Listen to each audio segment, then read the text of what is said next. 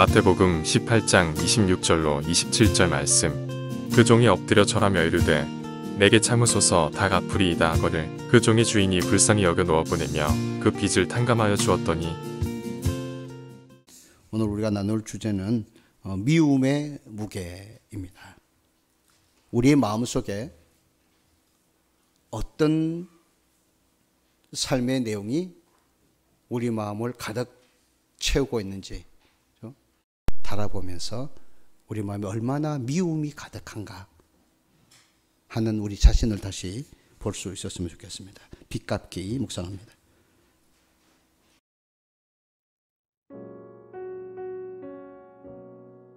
케빈 터넬은 정말 기억에서 지워버리고 싶은 한 가족에게 매주 우편으로 $1씩 보내야 했다. 그는 꼬박꼬박 $1를 잘 보내다가도 가끔 그 사실을 잊어버리곤 했다. 오래전에 그 가족은 터넬에게 $150만 의 소송을 제기한 적이 있는데 $936로 최종 합의를 보았다. 단 매주 금요일에 $1씩 보내달라는 조건이 붙었다.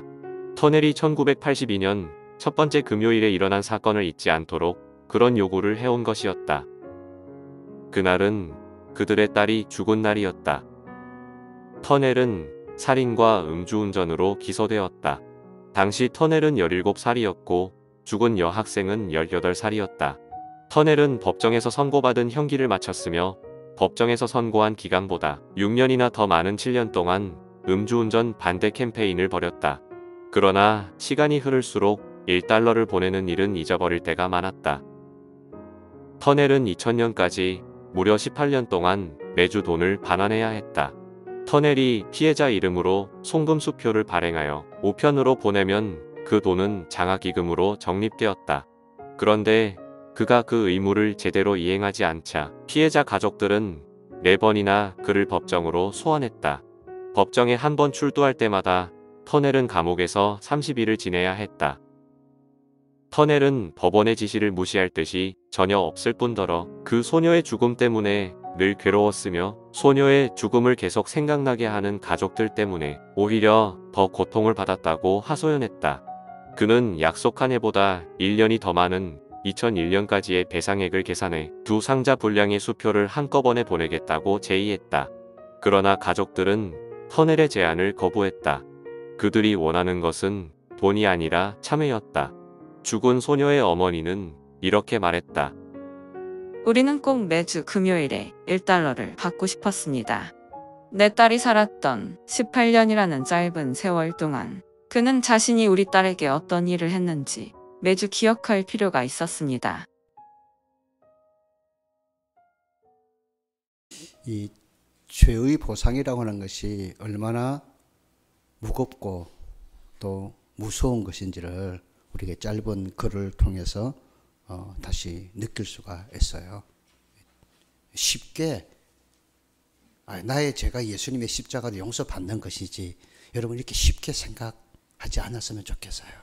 그 죄가 얼마나 무거운지를 느끼고 예수님의 죽음이 얼마나 아픈 것인지를 우리가 생각할 줄 알아야 정말 용서의 길로 들어설 수가 있는 겁니다. 안 그러면은 그냥 우리는 너무 이 성경의 구원 이야기들을 그냥 한편의 동화 또 소설같이 그냥 읽고 지나가려고 하는 그런 마음들이 신앙에 습관적으로 자꾸 때로는 자리 잡을 때가 있습니다. 그냥 주님, 예수님 우리 위해 죽으셨고 십자가에 피 흘리셨고 당연히 용서받는 것이고 또 우리가 죄를 지으면 또 회개하면 용서받는 거고 분명한 사실이에요. 그런데 그것을 용서받는 우리를 용서하시는 하나님을 바라보고 말씀을 바라보는 우리의 마음의 자세는 더없이 낮아져야 하고 더없이 겸손해져야 된다는 거예요.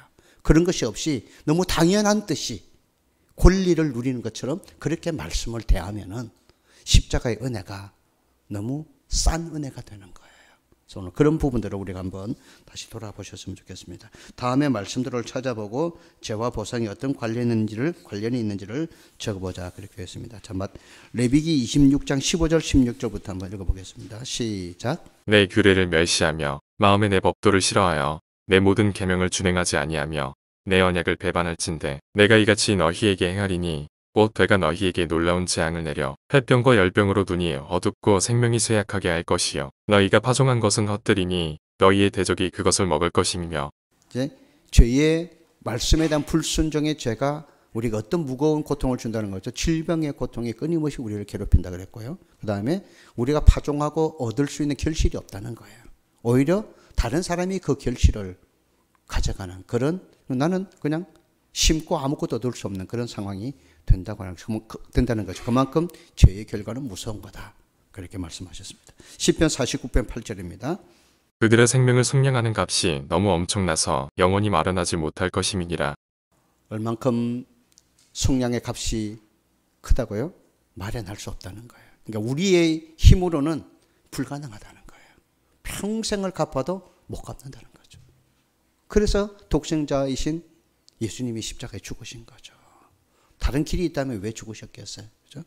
로마서 6장 23절입니다. 시작. 죄의 싹은 사망이요 하나님의 은사는 그리스도 예수 우리 주 안에 있는 영생이니라. 죄의 값은 뭐라고요? 우리 죽음이라는 거죠. 죽음에 이르는 결과가 우리의 죄의 결과라는 거예요. 그런데 우리를 살리시려면 죄 없으신 예수께서 십자가에 죽어 주심으로 대신 그 값을 그분이 죽음으로 지불하셔서 우리가 살게 되는 거잖아요. 그죠? 좀 놀라운 은혜이죠. 놀라운 은혜이죠. 정말 무엇으로도 갚을 수 없는 그런 은혜들을 우리가 얻었지만 우리는 여전히 하나님께 받아야 될 게 많습니다. 우리 마음은. 그죠? 이거 하나만으로도 우리가 저번에도 오후 예배 때 우리 이 내용들 조금 비슷한 내용을 묵상했었는데 이것만 해도 하나님이 아무것도 안 주셔도 이것만 해도 감사한데 갚을 수 없는 걸 갚게 해주셨잖아요. 그런데 우리는 아직도 하나님이 안 주신 것에 대한 못마땅한 마음이 늘 있죠. 여러분 참 우리 욕심쟁이에요. 욕심쟁이에요. 그런 반면 하나님은 한없이 자비로우신 분이에요. 그런데 우리의 기도를 들으시잖아요. 들어주시잖아요. 그렇죠?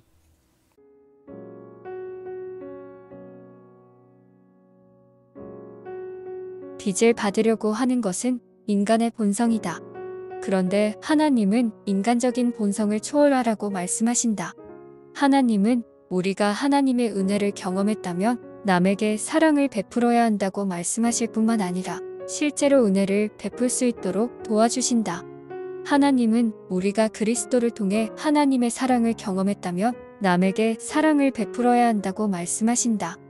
도무지 사랑할 수 없는 사람이라도 말이다. 우리는 항상 뭔가 조건이 붙어요. 조건이. 사랑할 수 있는 사람을 조건으로 붙여요. 아, 저런 사람을 사랑해야 되나요? 뭐 우리가 이런 마음을 가질 때가 있습니다. 저 사람이 나한테 해준 게 뭔데? 뭔데 도대체 내가 왜 사랑해야 되지? 그런 마음을 우리는 늘 갖습니다. 정말 나를 늘 힘들게 하는 사람 사랑할 수 있습니까?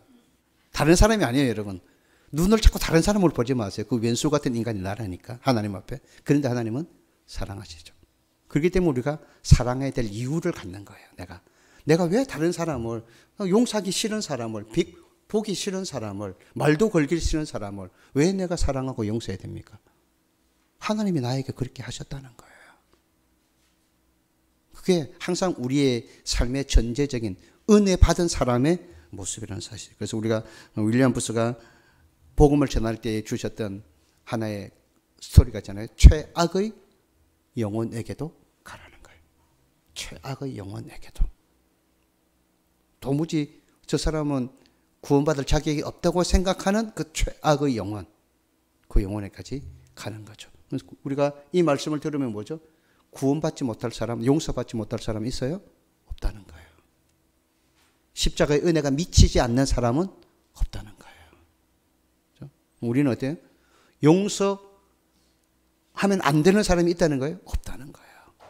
우리에게 남은 것은 뭐죠? 용서해야 될 사람만 남는 거예요. 따라해보세요. 용서해야 될 사람만 나에게 남아있다. 네. 그럼 여러분 용서 받으셔야 되잖아요. 우리가 우리에게 죄 지은 자를 사하여 준 것 같이 우리 죄를 용서해 주십시오. 우리가 이렇게 기도하지 않습니까? 용서받고 싶은 사람은 뭐 하라고요? 용서하라는 거예요. 자, 마태복음 18장 23절 35절 읽으면요. 이제 탕감받은 종의 비유가 여기 기록되어 있습니다. 그죠? 주인은 도저히 다 갚을 수 없는 엄청난 빚을 탕감해주고 종을 자유롭게 풀어주었습니다. 인자한 주인은 예수님을 상징하고 종은 우리를 가리키는 거죠. 종은 우리가 생각했던 것보다 훨씬 더 우리 모습과 닮아 있습니다. 왜냐하면 그 뒤에 나오는 내용이 그래요. 엄청난 빚을 탕감받고 자유를 얻었음에도 불구하고 여전히 빚 독촉에 시달리는 사람처럼 사는 거죠. 뭔가 용서받았다는 확신이 없는 것 같아요. 하나님이 자꾸만 뭔가 내게 빚을 독촉하는 그런 주인으로 생각하는 것 같아요. 우리는 다 과거와 현재와 미래의 죄까지 십자가에서 완벽하게 회개할 때 용서받은 하나님의 자녀들입니다. 우리가 남은 것은 용서의 삶밖에 남지 않은 거죠. 공공의 상황에 놓인 종은 어떻게 대답했습니까? 26절에 시작. 그 종이 엎드려 절하며 이르되 내게 참으소서 다 갚으리이다 하거늘. 뭐라고 했다고요? 다 갚겠습니다. 좀 옥에 가둬버리니까 주인님 제발 조금만 더 기다려주세요. 참아주세요. 내가 다 갚을게요. 근데 그 빚이 평생을 갚아도 다 못 갚는 그 빚인 거예요. 주인이 어떻게 했습니까? 27절에 시작. 그 종의 주인이 불쌍히 여겨 놓아 보내며 그 빚을 탕감하여 주었더니 일부만 탕감해 준 거예요? 전부를 다 탕감해 준 거예요. 자, 용서할 줄 모르는 이 종은 자기에게 빚진 사람에게 어떻게 했습니까? 28절부터 31절입니다. 시작. 그 종이 나가서 자기에게 100데나리온 빚진 동료 한 사람을 만나 붙들어 목을 잡고 이르되 빚을 갚으라 하매 그 동료가 엎드려 간구하여 이르되 나에게 참아주소서 갚으리이다 하되 허락하지 아니하고 이에 가서 그가 빚을 갚도록 옥에 가두거늘. 그 동료들이 그것을 보고 몹시 딱하게 여겨 주인에게 가서 그 일을 다 알리니 똑같이 대답했잖아요. 자기도 주인에게 조금 참으소서 갚으리이다. 자기에게 빚진 사람도 참으소서 갚으리이다. 근데 주인은 다 탕감해 주는데 이 사람은 어떻게 해요? 옥에 가둬버리잖아요. 그죠?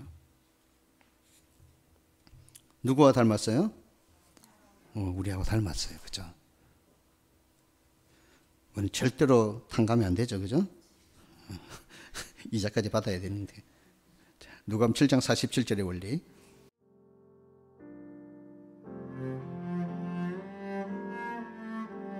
그리스도인의 삶과 증오는 어울리지 않는다. 그토록 많은 것을 용서받은 우리가 어떻게 남을 용서하지 않을 수 있단 말인가? 우리가 남을 증오한다는 것은 말도 안 되는 이야기다. 그런데 누가복음 7장 47절의 원리에는 절로 고개를 끄덕여진다. 누가복음 7장 47절을 읽어보라. 사함을 받은 일이 적은 자는 적게 사랑하느니라. 달리 표현하면 받지 않은 것은 줄 수 없다는 말이다. 사랑을 받지 않은 사람은 남을 사랑할 수 없다는 말이다. 그런데 우리는 사랑을 하기 위해 어떻게 하는가? 사랑하겠다는 의지만 있으면 사랑의 마음이 불현듯 일어날 수 있다고 생각하지 않는가? 인간관계에서 어려움을 겪을 때마다 사람들이 가장 많이 사용하는 전략이 무엇인지 알고 있는가? 그것은 더 열심히 노력하는 것이다. 남편을 용서해야 해. 어떻게 용서해야 할지 모르지만 어쨌든 나는 용서하도록 노력해야 해. 마음의 상처는 입었지만 더 이상 개의치 않을 거야. 난 그 몹쓸 녀석에게 더 잘해줄 거야. 나는 이웃을 사랑해야 해. 그래, 정말 좋은 생각이야. 나는 꼭 그렇게 할 거야. 우리는 이를 악물고 입을 꽉 다물고 노력한다. 죽을 만큼 힘들어도 우리는 사랑할 거야. 그러나 우리는 죽을 만큼 괴로울 뿐이다. 우리가 헛수고를 하고 있는 것은 아닐까? 사랑의 첫걸음은 하나님을 향해 내딛어야 하는 것은 아닐까?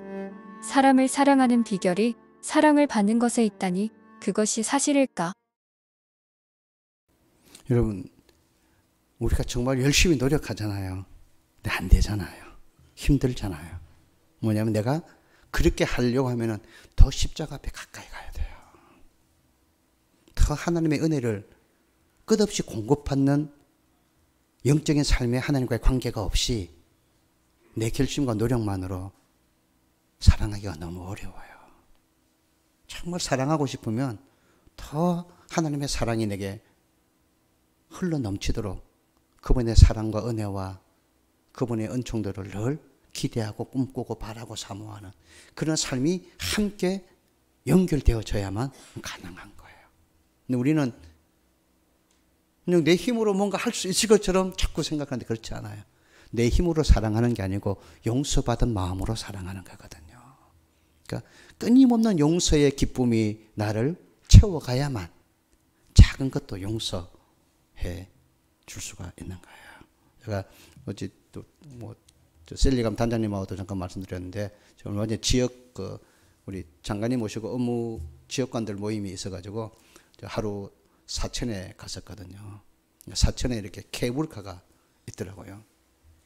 케이블카 없는 데가 없어요. 그래서 케이블카가 있어요. 탔어요. 15,000원을 주고 탔는데 이렇게 갔다가 다시 되돌아가는데 그 케이블카를 어떤 절 위로 이렇게 케이블카가 설치가 됐어요. 어떤 절 위로, 그 산 가운데 있는 절 위로 케이블카가 지나가게 됐어요. 아마 절에서 격렬하게 반대했겠죠. 이제 거기에 경제적인 원리가 들어가니까 사람들이 많이 오고 주변이 활성화되니까 이제 뭐 주민 투표하면은 찬성률이 더 많았을 거예요. 그래서 이제 케이블카를 설치하게 됐죠.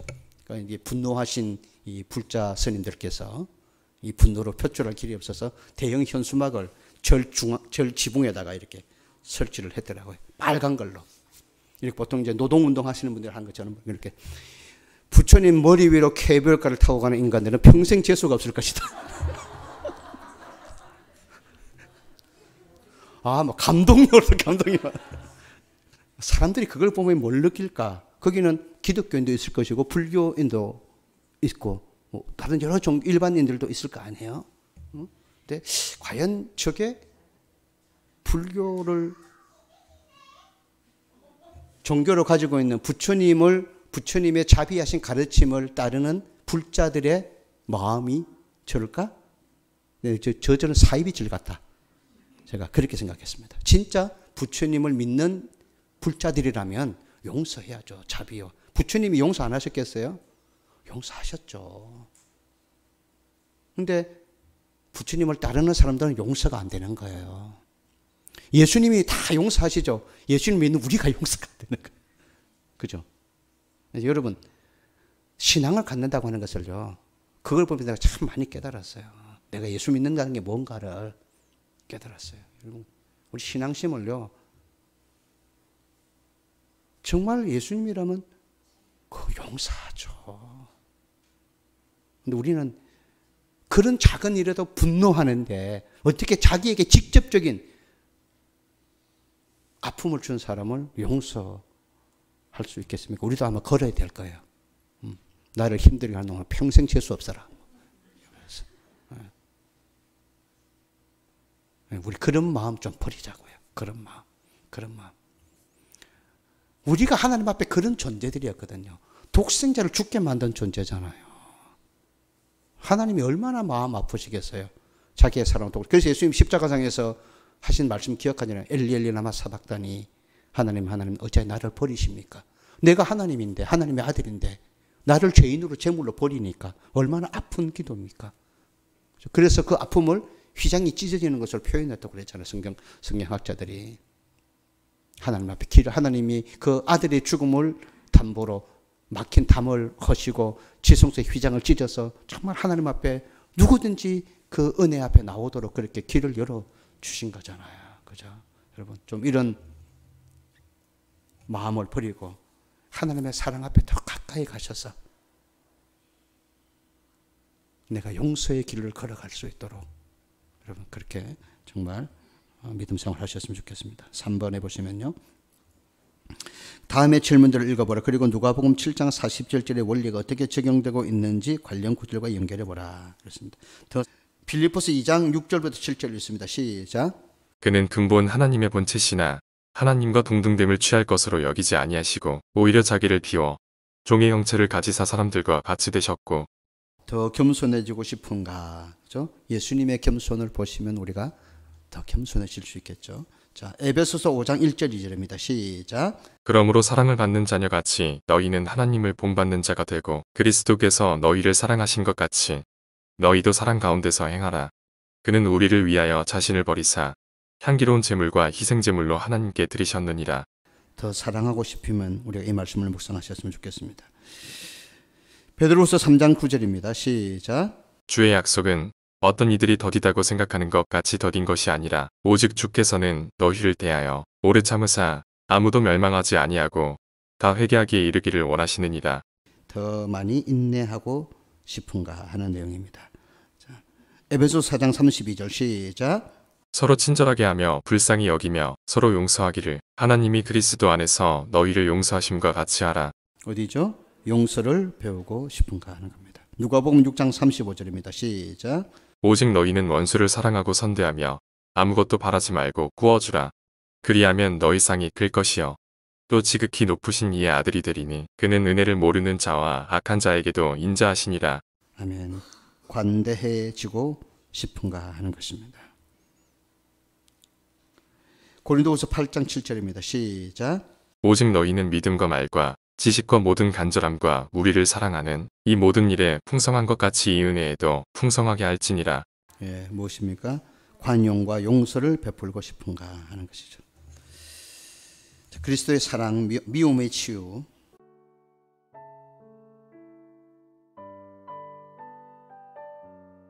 그리스도의 사랑을 맛보고 경험하면 여러 가지 변화가 일어난다.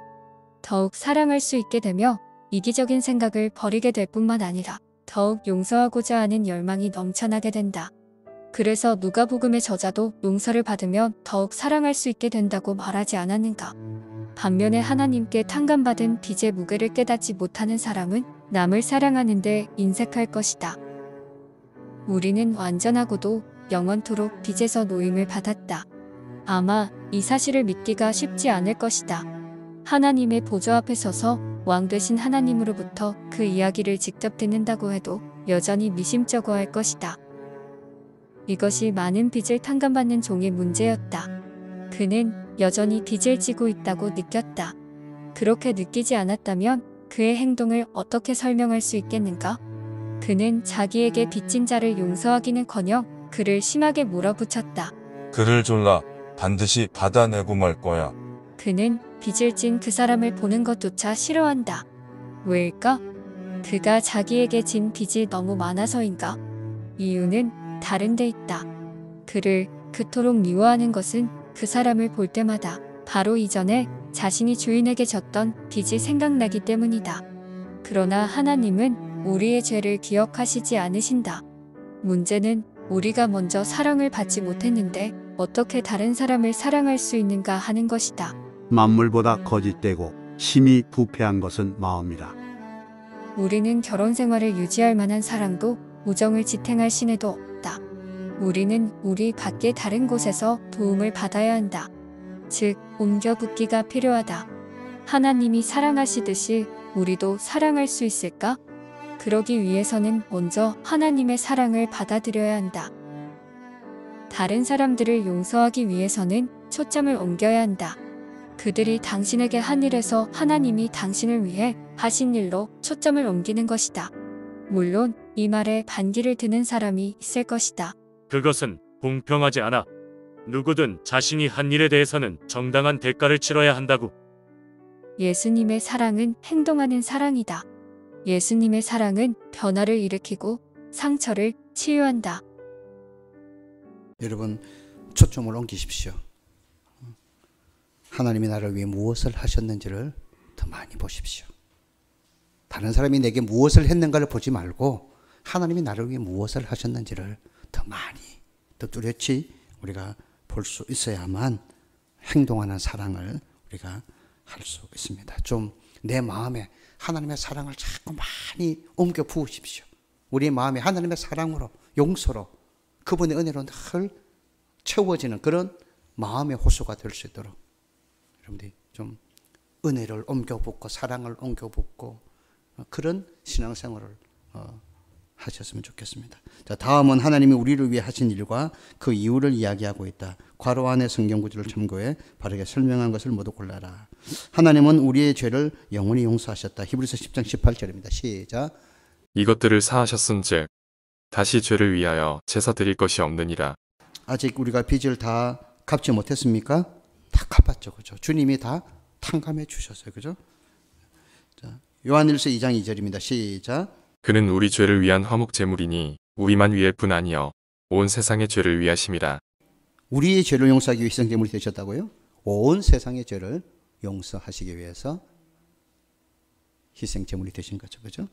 나만 용서받는 게 아니에요. 모든 사람이 예수님 안에서 다 용서받는 거예요. 그죠? 예수님이 죽으시면 나만을 위한 죽음이 아니에요. 물론 나의 죽음이죠. 근데 나만의 죽음이라고 생각하시면 안 돼요. 모든 사람을 위한 죽음이에요. 근데 그것을 믿는 사람에게 그 은혜가 부어지는 것이죠. 예수님의 희생이야말로 사랑의 극치다. 요한일서 4장 10절입니다. 시작. 사랑은 여기 있으니 우리가 하나님을 사랑한 것이 아니요 하나님이 우리를 사랑하사 우리 죄를 속하기 위하여 화목 제물로 그 아들을 보내셨습니다. 하나님의 사랑 앞에 서면 우리는 더없이 낮아지죠. 그죠? 자, 핵심 정리입니다. 우리가 남을 미워한다는 것은 말도 안 되는 것이다. 미워하는 건 말이 안 되는 거예요. 왜요? 용서받은 사람들이잖아요. 그죠? 우리는 너무 많은 것을 용서받았다. 그런데 어떻게 다른 사람을 용서하지 않을 수 있겠는가? 하나님처럼 사랑하기 위해서는 먼저 하나님의 사랑을 받아야 한다. 당신이 한 일에 대해 보상받고 싶을 때가 있는가? 기억하라. 이미 누군가가 보상해 주었다. 누가 보상하셨습니까? 하나님이 독생자 예수를 통해서 우리 모든 것을 보상하셨잖아요. 그죠? 예수님의 마음입니다.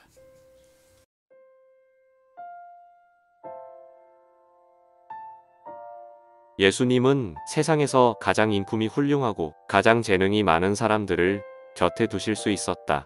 사역을 처음 시작하실 때 자신을 극진히 섬길 준비가 되어 있는 사람들로 최고의 드림팀을 만드실 수 있었다. 열정적이고 헌신적인 팀원들을 모아 도움을 받으실 수도 있었다. 중요한 사역에 투입하기 위해 지시에 잘 따르는 순종적인 제자들과 많은 능력을 소유하고 있는 제자들을 선택하실 수 있었다. 예수님은 마음만 먹으면 누가 설교, 교육, 전도, 선교에 타고난 은사가 있는지 파악해 불러들이실 수 있었다. 그분은 젊은 리더를 세우실 수 있었으며 어린이 사역 협력자와 행정목사까지 지명하실 수 있었다. 그러나 예수님은 그렇게 하지 않으셨다. 예수님 주변에 머물렀던 사람들을 보라. 그들은 예수님이 들려주시는 말씀의 핵심도 제대로 파악하지 못할 때가 많았다. 자신들의 지도자를 철저히 신뢰하지도 않았으며 등을 돌리기 일쑤였다. 그리고 마지막으로 그분을 죽음에 이르도록 했다. 그렇다면 예수님은 왜 그런 사람들을 가까이 두신 것일까? 그들을 사랑하셨기 때문이다. 예수님은 하나님의 사랑이 그들을 변화시키리라는 것을 알고 계셨다. 하나님이 사용하실 수 있는 사람들로 어떻게 변화시킬지 알고 계셨다. 사람은 변화시킬 수 없습니다. 하지만 하나님의 사랑은 변화시킬 수 있습니다. 그게 나 자신입니다. 누가 나를 변화시키겠습니까? 누가 나에게 이런저런 것을 명령합니까? 하나님의 사랑이, 주님의 십자가의 사랑이 내 마음에 부딪힐 때 우리는 그냥 아멘, 네 주님 제가 하겠습니다. 이렇게 스스로 자원하는 마음 가지고 하나님의 나라를 위해서 우리가 움직이고 행동하는 사람이 되는 거죠. 여러분, 주님은 우리를 그렇게 바라보세요. 하나님의 사랑 안에서 보세요. 우리는 여러 가지 약점도 많고 문제도 많고 능력이 부족해요. 근데 하나님은 계속 나를 쓰시려고 해요. 너를 통해서 일하고 싶다. 너희 교회를 통해서 일하고 싶다. 하나님 우리 교회 문제 많은데요. 근데 너희 교회가 했으면 좋겠다. 너희의 능력이 아닌 나의 사랑으로 내가 너희에게 부음받은 그것으로 너희가 나를 따랐으면 좋겠다. 그렇게 말씀하시죠. 우리 모두가 그 말씀 앞에 아멘 할 수밖에 없죠. 주님 그렇습니다. 제가 주님이 사랑이 내게 말씀하시면 다가오면 제가 해야죠. 아멘입니다. 그렇게 고백하는 거죠. 마지막 요한복음 13장 1절을 찾으면서 우리가 마무리하겠습니다. 시작. 유월절 전에 예수께서 자기가 세상을 떠나 아버지께로 돌아가실 때가 이른 줄 아시고 세상에 있는 자기 사람들을 사랑하시되 끝까지 사랑하시리라. 주님이 다시 오시는 그날까지 주님 우리를 끝까지 사랑하실 겁니다. 우리는 여전히 부족하고 늘 제갈길 찾는 양처럼 주의 뜻을 모르고 살고 실수하고 넘어져도 그분의 사랑은 늘 우리를 끝까지 바라보시고 사랑하실 겁니다. 그럼 여러분 그 사랑이 늘 내 마음에 부어지기를 사모하고 기도하십시오. 우리도 그래도 끝까지 우리도 주님의 그 마음을 가지고 사랑하고 나를 사랑하신 주님의 그 말씀 앞에 순종할 수 있는 그런 마음, 미움의 무게를 가지고 사는 사람이 아니라 사랑의 무게를 가지고 사는 그런 우리 성도들이 되시기를 주님의 이름으로